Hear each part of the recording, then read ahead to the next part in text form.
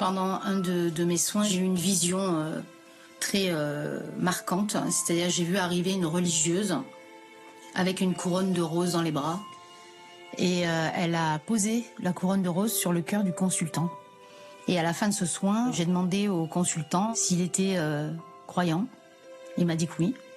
Et donc je lui ai dit qu'il fallait qu'il aille à la cathédrale de Beauvais, prier Sainte Thérèse et mettre des cierges parce qu'il fallait qu'il prie beaucoup. Alors je ne sais pas d'où c'est sorti, hein, parce que je ne connaissais pas Sainte Thérèse. 4 semaines plus tard, son fils est décédé, jour pour jour. Ça m'a beaucoup choquée. Et là, j'ai décidé d'aller voir Sainte Thérèse. Ça faisait 20 ans que j'avais plus mis les pieds dans une église.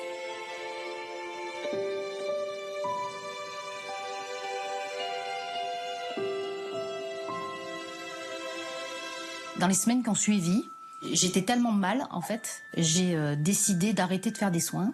Et j'ai eu des visions nocturnes et des cauchemars pendant plusieurs semaines qui m'ont empêché de dormir, qui m'ont terrorisée. Donc suite à ça, j'appelle ma sœur qui est très croyante et qui me dit « Agnès, il faut que tu pries la Sainte Vierge parce que le diable a horreur de la Sainte Vierge. Il faut que tu fasses une neuvaine à Marie qui défait les nœuds. » Et ce soir-là, donc le soir de la première neuvaine, quand je commence à prier la Sainte Vierge, elle lui demandé de me libérer du mal et de me prendre sous son manteau, de me protéger. J'entends très clairement dans ma tête « Mon enfant, enfin tu viens à moi. » Il peut arriver que les personnes qui ont développé leur perception paranormale à un point assez important aient des ressentis, j'allais dire presque XXL, dans le domaine occulte, mais quelquefois aussi le Seigneur peut s'en servir dans le domaine spirituel. C'est-à-dire que le Seigneur ou les saints aussi consentent à se servir du développement des perceptions paranormales comme une sorte de vecteur par lequel lui il va pouvoir intervenir aussi à un moment qui est celui de leur conversion.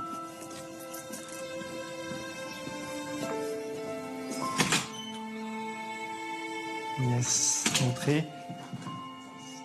Quand les personnes sont dans cette phase de conversion, qu'elles ont compris qu'elles voulaient quitter ces pratiques, elles le font avec un très grand désir d'aller vers Dieu.